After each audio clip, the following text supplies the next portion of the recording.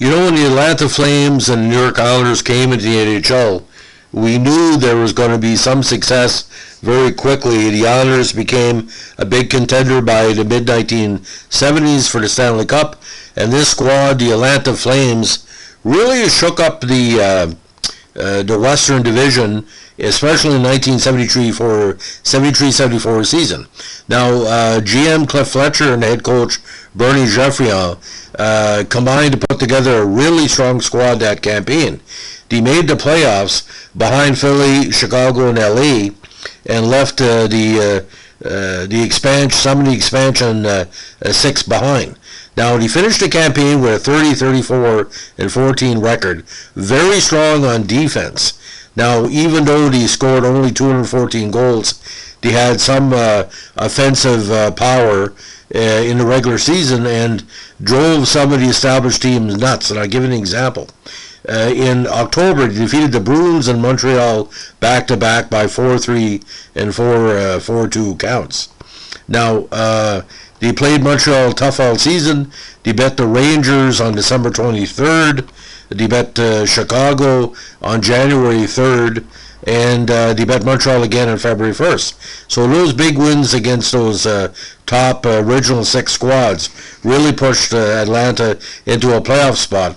And what really benefited them, they won the last 2 games of the regular season to put them in. Now, they had to play the Flyers in the first round. The Flyers had won 50 games that year with 112 points, which was 38 more points than Atlanta. Now, the Flyers would eventually win the Stanley Cup that year. Now, the best of 7 series opened up at the Spectrum, Philadelphia, in front of a sellout crowd of 17,007. And the Flyers opened the scoring with 4 seconds remaining in the first period, where Gary Dornhoefer scored a shorthanded goal. The Flyers extended their lead to 2-0 in the second after the great Tom Blayden scored in the power play. In the third, Orest Kinnichuk gave Philly a 3-0 lead. However, 30 seconds later, Bob Murray scored the first ever playoff goal for Atlanta, cutting the advantage to 3-1. Kinnichuk added a second goal later in the third to give the Flyers the 4-1 opening game victory, and Parent made 31 saves for the victory, while Phil Mayer, who was strong in net, took the loss for the Flames. Now, in the second game of the series, the Flyers took an early 1-0 lead on a goal by Terry Crisp. In the second period, Rick McClish added a natural hat-trick, scoring 3 goals in a row to give the Flyers a 4-0 lead. Now, Ray Cummo broke the Flyers' shutout bid to third. However, Jimmy Watson tallied for Philadelphia as the Flyers won the second game 5-1, taking a 2-0 series lead. Now, the series eventually shifted to the Omni for the third game, and the arena was sold out with 15,141 fans for the first ever playoff game in Atlanta.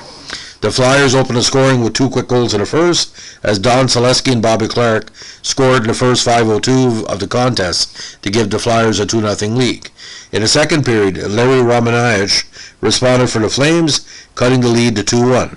However, McClish scored again, his 4th goal of the season, and Bill Barber wrapped it up to make it 4-1, so the Flyers had a 3-0 lead.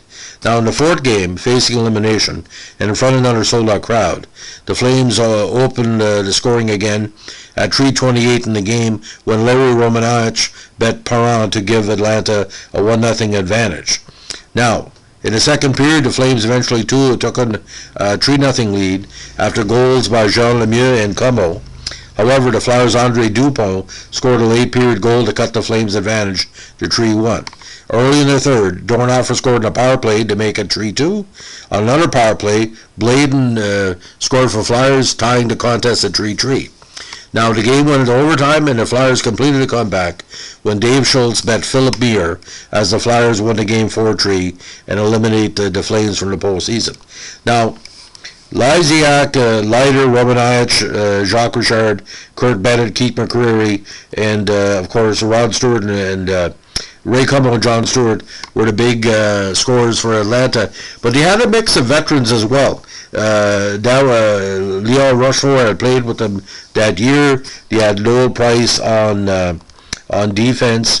Brian Hextall was there for a while. Doug Bones as well, and Bob Paradise. Now, I think what really helped out with Atlanta this year, decided to go into a strong 2-goalie system with Philip Meir and Dan Bouchard. Bouchard played 46 games, had a decent season, 19, 18, and 8 with a 2.77. And Philip Meir also had 11, 16, and 6 record. But Bouchard had 5 shutouts that year, and considering he was a high-end prospect in the Boston season for a number of years before he ended up in Atlanta. But Atlanta really got suckered in a way, and I'll tell you why. They made a trade with Montreal for Chuck Arneson and gave up a first-round draft pick in '74, which ended up being Rick Chartrand. So again, and Arneson was eventually traded actually to Pittsburgh with Bob Paradise for Al McDonough later on, so a wasted trade as well. But with Boom Boom Geoffrion as the head coach, drew a lot of interest. I know the press for the squad was quite heavy, and although the team did move to Calgary a few years later, Atlanta was a hotbed for sports at the time with the Falcons and the Hawks and all that. But for what they did that year, they put hockey on the map in that part of the States, and for that it should be saluted, because Jacques Richard too as well.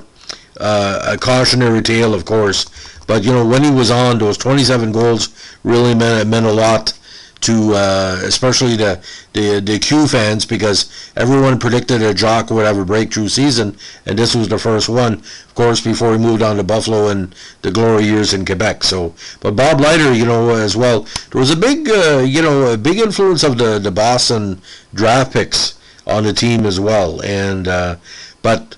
Personally, ladies and gentlemen, they had 2 good lines. They played the Montreal Canadiens pretty strong, and they would play at the level of their opponents. Against the better teams in the league, they would play better, but against the lower-end teams in the league, they would play worse. But if they would have scored at least 30 more goals, they would have played 500. They may have moved up. They might have had played the Flyers in the first round. But you're playing the Flyers, nobody will stop the Philadelphia Flyers that year, ladies and gentlemen.